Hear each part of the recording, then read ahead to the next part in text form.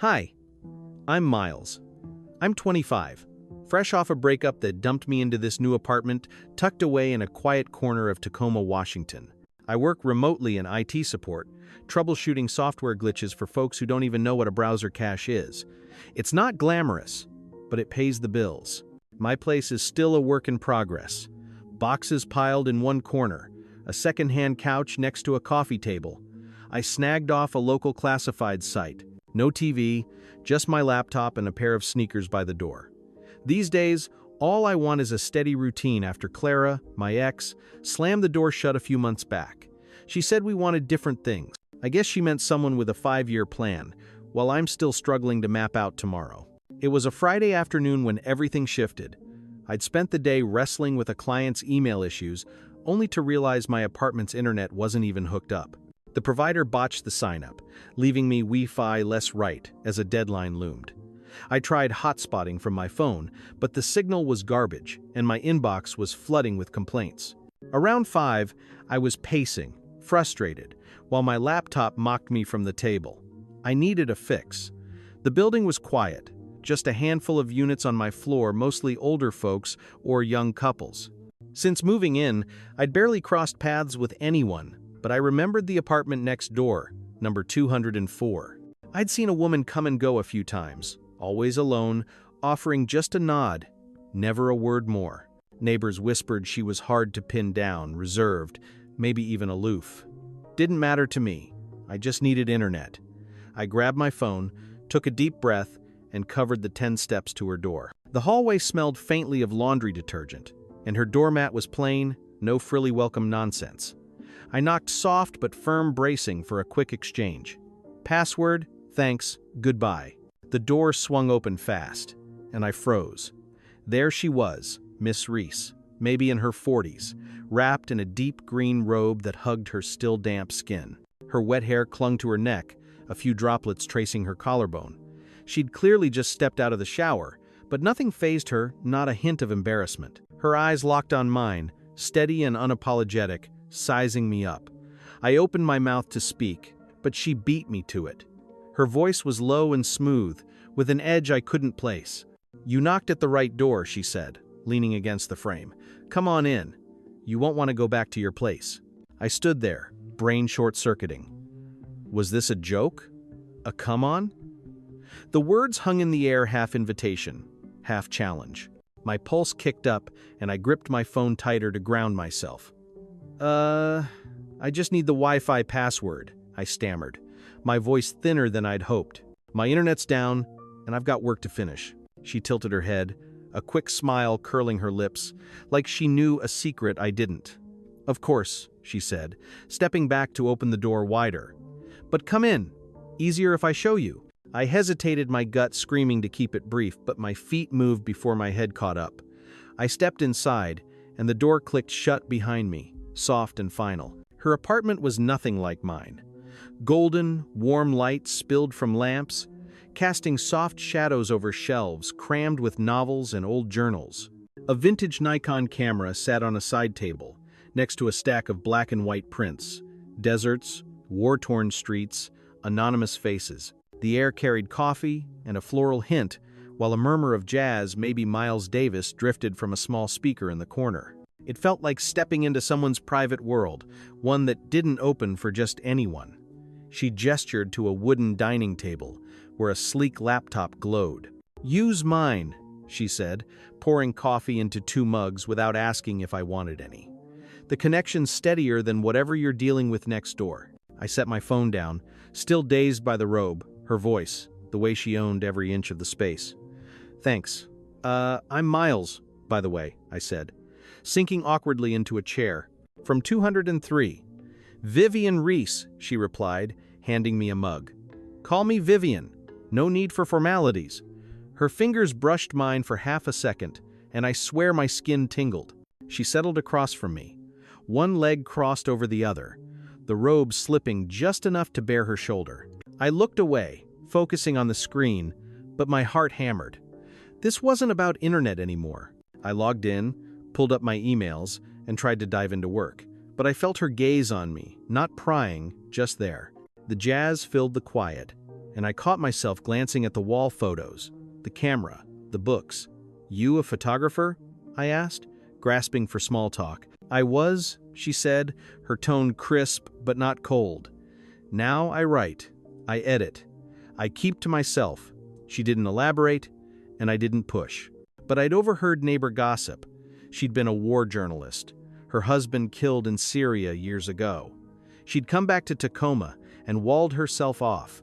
I didn't know if it was true, but seeing her like this, I believed it. There was a weight to her, not crushing, but deep, like she'd witnessed things most folks couldn't fathom. I wrapped up my emails, fingers slower than usual. "Thanks for this," I said, closing the laptop. "I'll get my internet sorted soon. Won't bug you anymore."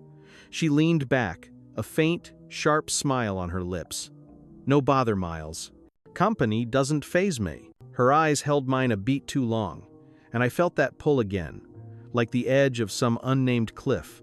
I stood, mumbling another thanks, and slipped out. Her words echoed, "You won't want to go back to your place." Shutting my own door, the silence hit colder, emptier. I'd crossed a line I wasn't ready for. The next morning, I woke to my apartment's hush, that heavy kind of empty. Worse after tasting something alive. Mine was still a mess. Half-unpacked boxes, sink full of dishes, no internet. I checked my phone, hoping the provider had fixed it overnight. Nothing. Another day begging for Wi-Fi. I thought of Vivian's place, the warm light, the jazz, the way she'd looked at me in that robe. I shook it off. "Get it together, Miles," I muttered, pulling on a hoodie. I needed to work, and she'd lent me her setup. End of story. I grabbed my laptop and knocked lightly at her door, half expecting her to ignore me. The door opened, and there she was. Vivian. No robe today, just a fitted black sweater and jeans, hair in a loose ponytail. She seemed less enigmatic, more like someone up with purpose. "Back already?" she said, her voice teasing but kind. "Internet still on strike?"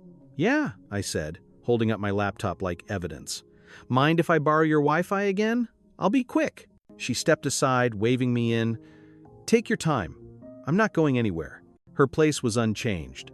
Books stacked everywhere, the old Nikon catching morning light, jazz whispering from the speaker. The air smelled of fresh coffee and a touch of sandalwood.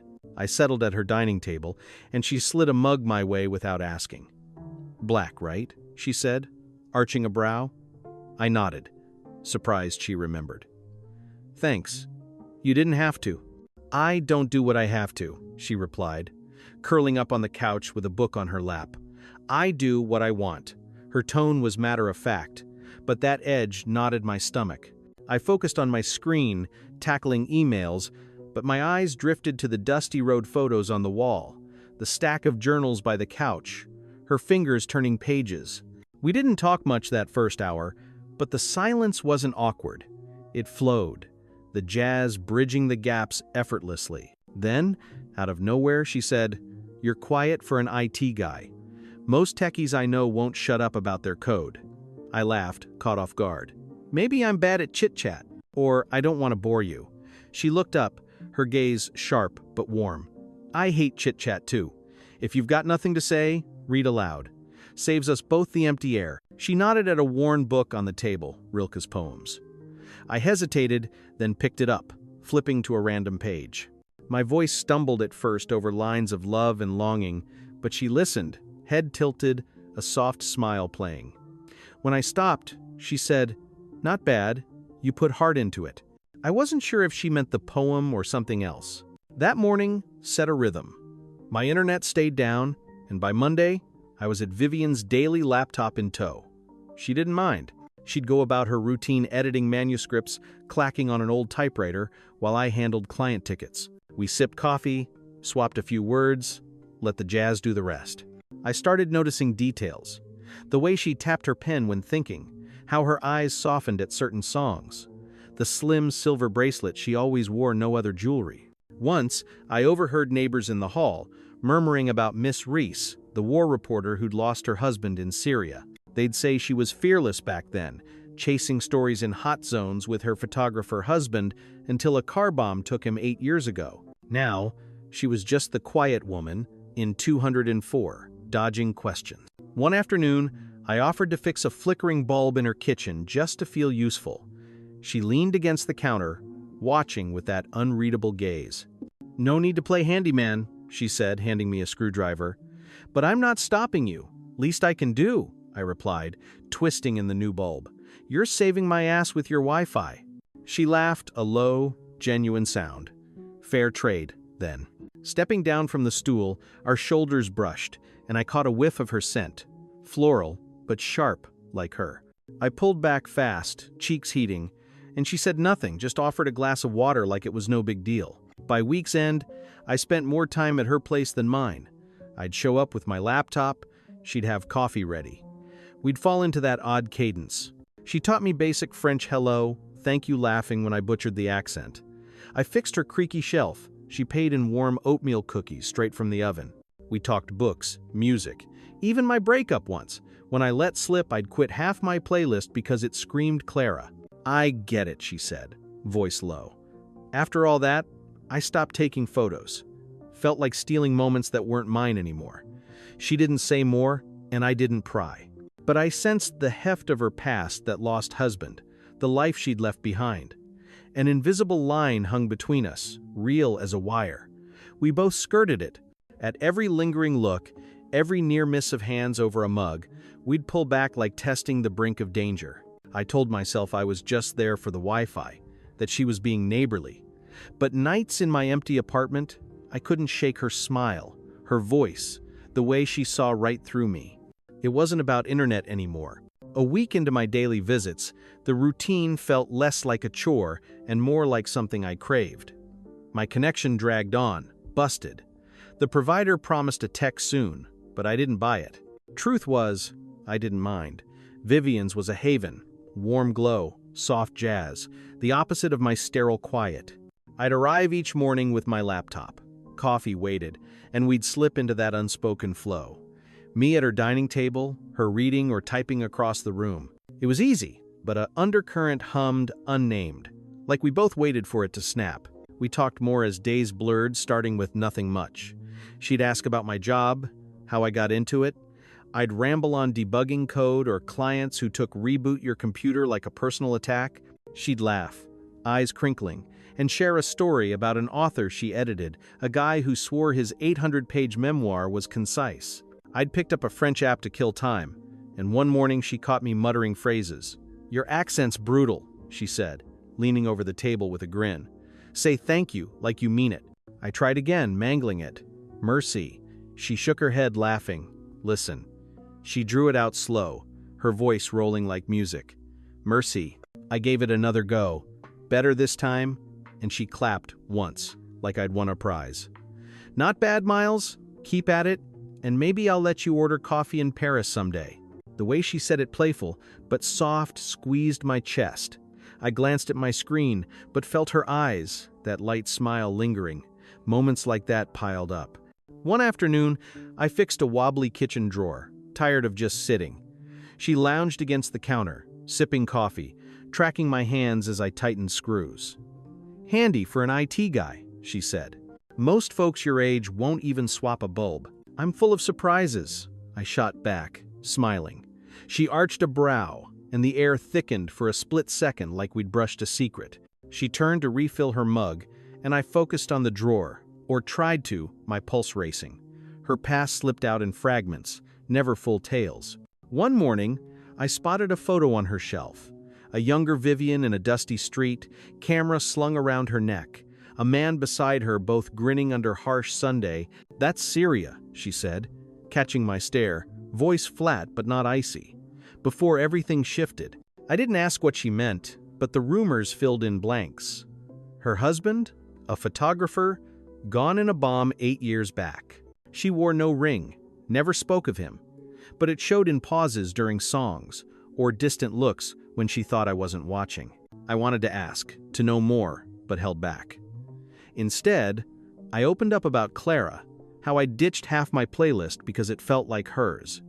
Silly, right? But music can haunt like a ghost sometimes. She nodded, fingers tracing her book's edge. Not silly. After him, I quit photos. Felt like rating moments that weren't mine. Her voice was hushed, but it hit me square like she was sharing a guarded peace. I didn't know what to say, just nodded and let the jazz fill the gap. Our mornings turned ritual. I'd knock, she'd open, coffee appeared, and we'd work side by side, chatting sometimes, silent others. I started bringing pastries from the bakery down the street, and she'd tease me for picking the sweetest. "You're wrecking my diet," she said one day, biting into a croissant, eyes sparkling. I shrugged. "You look good to me." It slipped out before I could catch it, and her smile faltered, then bloomed into laughter. But I saw it. The lingering glance, the strand of hair she tucked behind her ear. Same as that first day in her robe. It twisted my gut. That line between us stayed unseen, but razor sharp. We'd edge closer, fingers grazing over mugs, shoulders nearly touching in the kitchen, but pull away, knowing crossing it would change everything. I convinced myself I was imagining it, that she was just kind. A woman like her, smart, worldly, scarred in ways I couldn't touch, wouldn't see past the guy next door. But nights in my quiet place, I'd replay our talks, her laugh, how she said my name. It wasn't Wi-Fi anymore, and I didn't know how long I could pretend. It was a Saturday night, nearly 2 weeks after my first knock, when the power cut hit. The whole building plunged into black, that kind that reminds you how hooked we are on light.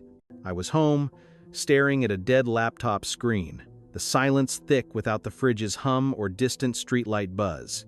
My phone was at 10%, and no Wi-Fi was the least of it. I grabbed a flashlight from under the sink weak beam, but enough, and headed to check on Vivian. She lived alone. A blackout like this could rattle anyone, even someone as steady as her. I knocked, the sound sharp in the dead hall. Her door opened quick, and she stood in the kitchen doorway, candles flickering on the counter behind. She wore a loose gray sweater and black leggings, hair down and tousled, like she'd run fingers through it. Candlelight softened her features, shadows making her seem both fragile and untouchable. "Miles," she said, voice solid but warm. "Checking if I'm still breathing?" "Something like that," I replied, holding up the flashlight. "You okay?" "Looks like the whole neighborhood's out." She shrugged, stepping aside. "Seen worse. Come in. Warmer here." I followed to the kitchen, where she'd set a ring of candles, flames dancing in the draft. The air smelled of wax, coffee, that faint sandalwood trailing her. A battery-powered speaker played soft jazz, low and moody notes. She nodded to the floor, cushions tossed against cabinets. No power, no chairs. "Sit." I paused, then slid down, back to a cabinet near her. The tile was cool, but the candles in her made it feel alive. "You don't seem rattled," I said, watching her pour water from a pitcher into a glass. "Most would freak." She passed me the glass, her fingers brushing mine, a spark shooting through. "I've had darker nights," she replied, voice low and weighted, like it carried years of unsaid stories. "Syria, Iraq, places where dark wasn't just a glitch. You learned to roll with it." She didn't expand, but I felt it. The war zones, the lost husband. I wanted to ask, but the words felt too heavy, too rude. I nodded. "Guess Tacoma's a joke compared." She smiled quick, fleeting, and nudged the speaker closer, cranking the jazz a notch. The melody swelled, slow and winding, like it wove the night tight. "This one's his favorite," she said, eyes closing for a beat. We'd play it when things got quiet, when the world weighed too much. She met my eyes again. "What about you, Miles? What do you play when it's all too much?" I leaned back, cabinet cool against my spine. "Punk rock. Back when I thought I was mad at everything. Now? I don't know. Maybe nothing. Just silence." I paused, surprised at my own honesty. After Clara left, I ditched anything that hit too hard. She nodded, like she heard beyond the words. "Silence, shields. But it's lonely." The words hung, and for a moment we didn't move.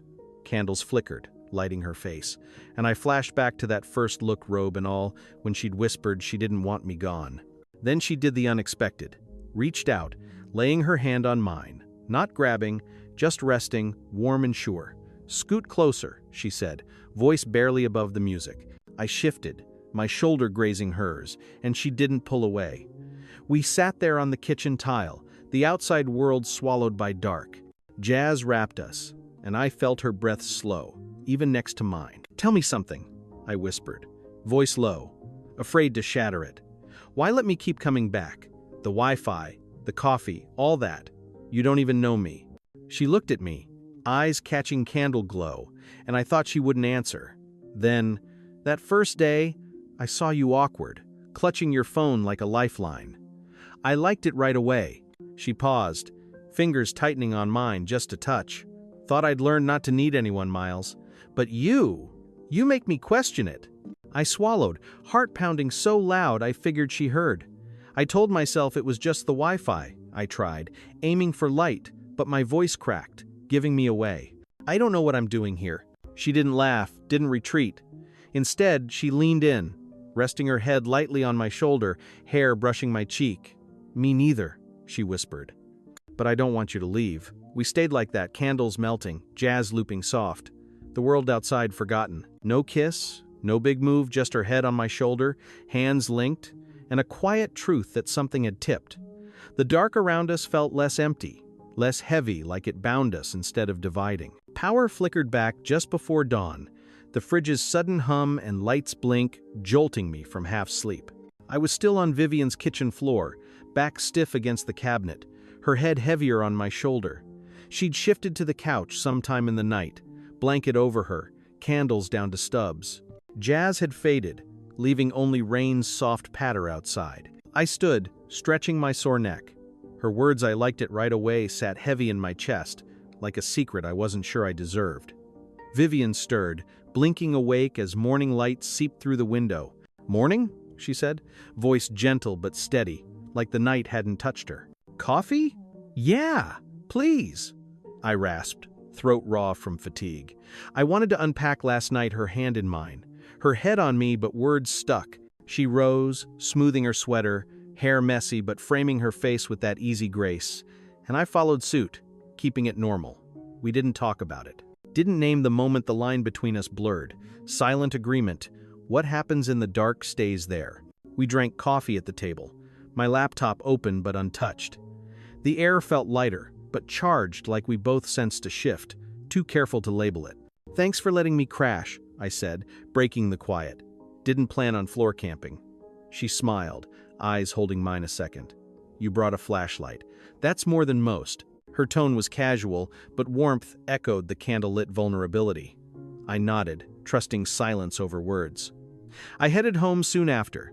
The hall felt colder, quieter than hers. My apartment was the same mess. Boxes, dirty dishes, no net. The doorstick jammed as always. I jiggled the knob to get in. Setting down my laptop, I spotted it.